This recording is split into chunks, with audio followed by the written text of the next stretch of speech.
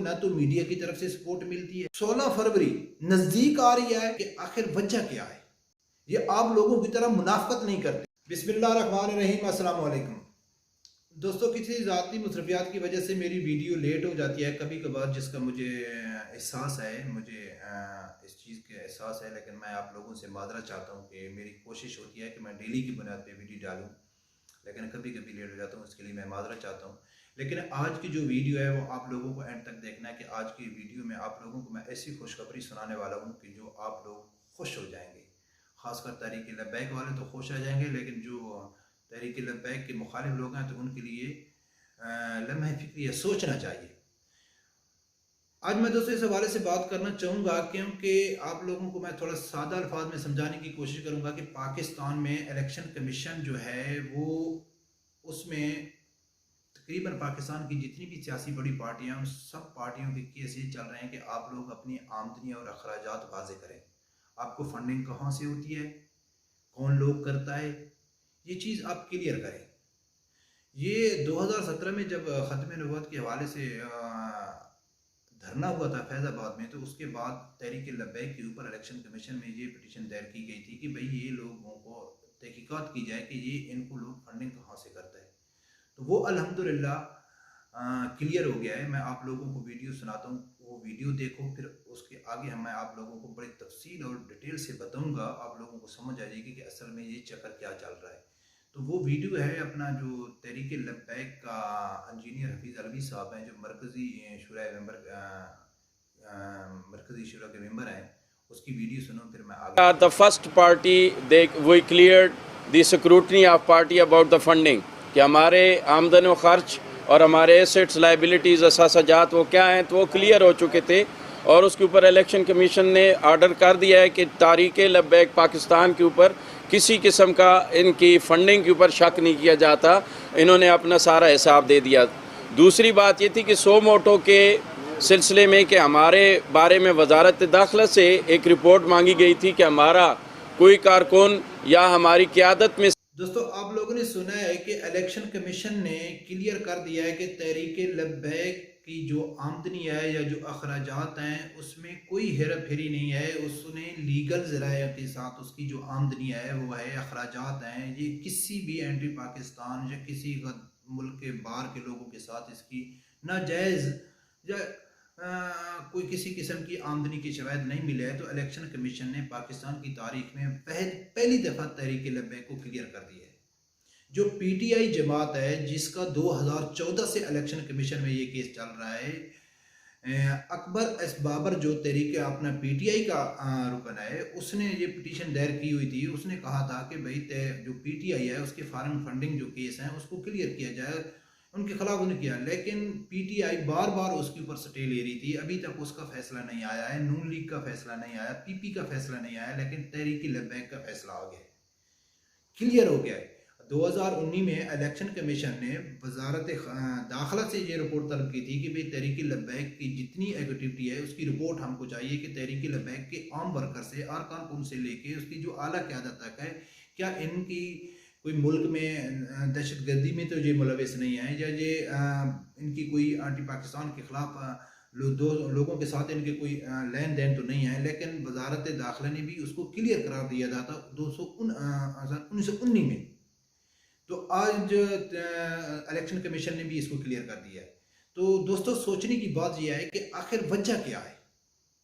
तहरीक लब्बैक के ऊपर किसी किस्म के मुल्क दुश्मनी, गद्दारी या कोई फंडिंग के केस से कुछ भी उसके ऊपर केस नहीं है। लेकिन इमरान खान साहब बार बार कहता है कि नून लीग हो गई, पीपी हो गई, ये गद्दार हैं, ये चोर हैं, ये डाकू हैं, ये दूसरे मुल्कों के साथ तल्लुक़ आता है। नून लीग कहती है कि पीटी गद्दार है, हर चीज़ गद्दार है। और इनका सबसे बड़ा सबूत क्या है कि अभी तक इलेक्शन कमीशन में ये क्लियर नहीं हुए, इन्होंने क्लियर नहीं कर सके कि भाई हम पैसा किधर से लेते हैं, किधर से आता है और कैसे खर्च करते हैं। तो वहद जमात तहरीक लब्बैक है अल्हम्दुलिल्लाह के जो इलेक्शन कमीशन से क्लियर हो गई, लेकिन फिर भी इसको ना तो मीडिया की तरफ से सपोर्ट मिलती है, ना इसको किसी अदारे की तरफ से सपोर्ट मिलती है। वजह क्या है? इसकी वजह मैं आप लोगों को बताता हूं कि जैसा कि इमरान खान साहब कहता है कि मैं करप्शन के ऊपर जब इनके ऊपर हाथ डालूंगा तो ये सब एक हो जाएंगे। ये सब इकट्ठे हो जाएंगे करप्शन के खिलाफ, ये अपोजिशन वाले इकट्ठे हो जाएंगे। क्यों? अपनी करप्शन बचाने के लिए। बिल्कुल इमरान खान साहब आपने ठीक कहा है।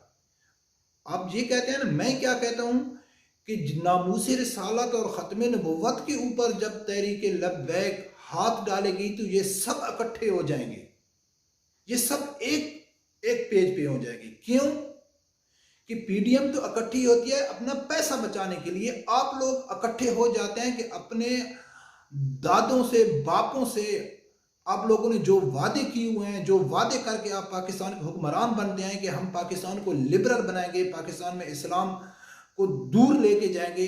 तो इसके लिए क्योंकि आप लोगों का एक ही एजेंडा है, आप लोगों का बिल्कुल कोई एजेंडा नहीं है, एक ही एजेंडा है कि पाकिस्तान को हम लिबरलिज्म की तरफ से लेके जाएंगे। जब भी आसिया मलूना का केस हो, जब पाकिस्तान में कोई भी सियासी मजहबी जमातों का इज्तिमा हो, तहरीक लब्बैक का हो या किसी का हो, ना तो उसको कवरेज मिलती है।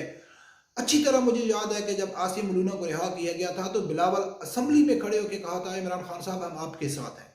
शहबाज शरीफ ने कहा था इमरान खान साहब कदम बढ़ाओ हम आपके साथ हैं। कभी बिलावल ने करप्शन के ऊपर कहा कि इमरान खान साहब हम आपके साथ हैं।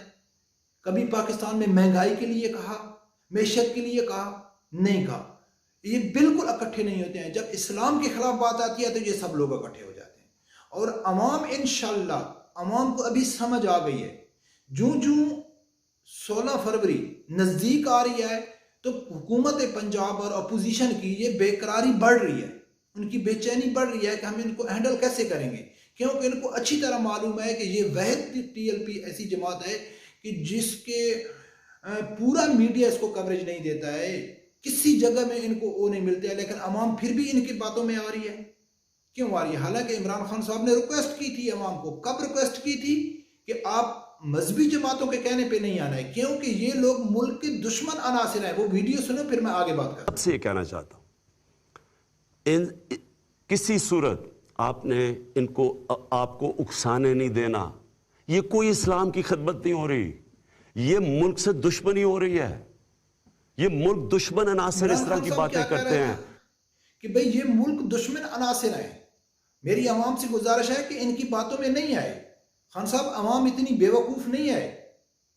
ये किस टाइम की बात है? जब आसिम मलूना को रिहा किया गया था तो ये कौम से खिताब कर रहे थे, उस टाइम इसने ये कहा था कि मेरी आवाम से गुजारिश है कि इनकी बातों में नहीं है, ये मुल्क दुश्मन अनासिर है। जिसको इलेक्शन कमीशन क्लियर करा रहा है, वजारत दाखिला आपकी क्लियर कर रही है कि ये वफादार हैं, ये ईमानदार हैं, ये मुल्क के खैर ख्वाह हैं। ये कोई इनकी फॉरेन फंडिंग नहीं है, कोई इनके पाकिस्तान के दुश्मन लोगों के साथ इनके रवाबित नहीं है, कोई इनकी गलत एक्टिविटी नहीं है। लेकिन आप कह रहे हैं कि ये दो मुल्क दुश्मन अनासिर हैं। अवाम को इसकी बातों में नहीं आना चाहिए, लेकिन अवाम फिर भी इनकी तरफ तवज्जो दे रही है। क्यों दे रही है? क्योंकि जेन्युइन बात करते हैं। ये आप लोगों की तरह मुनाफकत नहीं करते, ये आप लोगों की सरत अवाम को बेवकूफ़ नहीं बनाते। तो अल्हम्दुलिल्लाह जूं जूं 16 फरवरी नज़दीक आ रही है तो हुकूमत की परेशानी बढ़ रही है। मेरे भी कुछ ज़राया हैं पाकिस्तान के अदारों में। मुझे भी आज ही मेरे को एक ख़बर मिली है कि जूं जूं नज़दीक आ रही है, हमको बार बार रिपोर्टें मिल रही हैं कि भाई आप जितनी भी तहरीक लब्बैक के अहदेदार हैं वो ज़िला लेवल पे हैं, यूनियन कौंसल लेवल पे हैं, जो उनके मेन उनकी गिरफ्तारियों का वक्त बहुत नज़दीक आ रहा है। उनके खिलाफ रिपोर्टें तैयार हो रही हैं, जो ही दिन नज़दीक आएगा उनको गिरफ्तार कर लेंगे। क्यों? फ्रांस की सफ़ीर को बचाना है। आज मीडिया में खुदा की कसम है आप पूरे बाजारों में घूम जाएं और उन सब अवाम से मुतालबा करें कि क्या सफ़ीर को जाना चाहिए, नहीं जाना चाहिए, 90% सर्वा आएगा कि जाना चाहिए। लेकिन हुकूमत फिर भी ऐसा नहीं करती है। क्यों? कि उसको अवाम की फिक्र भी नहीं है। वो किसके लिए आई है? जिनके कहने पर आई है, जिनके साथ वादे करके आए, उन लोगों को खुश करना है ना। वो अवाम का उनके साथ क्या लेना देना है? तो इंशाल्लाह ये हुकूमत अपने मकसद में कामयाब नहीं होगी। हमको तो भाई क्या है, हम किस चीज़ की बात करते हैं? हम बात करते हैं कि पाकिस्तान में इस्लामी कानून होना चाहिए, पाकिस्तान में नामूस रसालत की बात होनी चाहिए, ख़त्म नबुव्वत की तहफ़्फ़ुज़ की बात होनी चाहिए। हम ये बात करते हैं, कोई गलत मुतालबा तो है नहीं, लेकिन गवर्नमेंट इसके ऊपर संजीदा नहीं होती। क्या वजह क्या है? क्या ये मुसलमान नहीं है? ये इस्लामी मुल्क नहीं है? तो इससे क्या आप लोग साबित करते हैं? सब लोगों को मालूम है ना कि ये किसके कहने पे ये सब कुछ कर रहे हैं। तो दोस्तों सबसे पहली बात यह है कि तहरीक लब्बैक के लिए बहुत ही अच्छी खबर है। पाकिस्तान के जितने भी अदारे हैं, ख़ासकर पाकिस्तान की जो एस्टेब्लिशमेंट है, उसको सोचना चाहिए कि यार वहद जमात तहरीक लेबैक है जो हर फॉर्म पे क्लियर हो रही है, अवाम में इनकी पॉपुलैरिटी है, लेकिन फिर भी इसको पीछे रखा जा रहा है। किसके कहने पे रखा जा रहा है यार? क्या वजह है? आप लोगों को क्यों समझ नहीं आती? आखिर इनकी गलती क्या है? क्या ये दीन की बात करते हैं? इस्लामी मुल्क में रह के दीन की बात करना इतना बड़ा जुर्म है?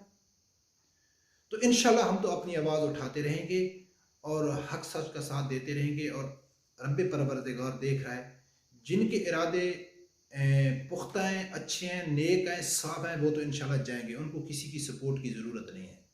और जो लोग पाकिस्तान के इस्लाम के ख़िलाफ़ पॉलिसियाँ लेके आ रहे हैं, उनके ख़िलाफ़ आ रहे हैं, तो उनको अल्लाह की ज़ात उनको देख रही है, उनको इंशाल्लाह कामयाबी नहीं मिलेगी, वो जलील होंगे हर फॉर्म पे और हो रहे हैं। तो दोस्तों, मैं उम्मीद करता हूँ कि आप लोगों को मेरी ये वीडियो पसंद आई होगी। पसंद आई है तो प्लीज़ इसे लाइक कर देना और मेरे चैनल मलिक इन्फो 24 को सब्सक्राइब कर देना। अल्लाह।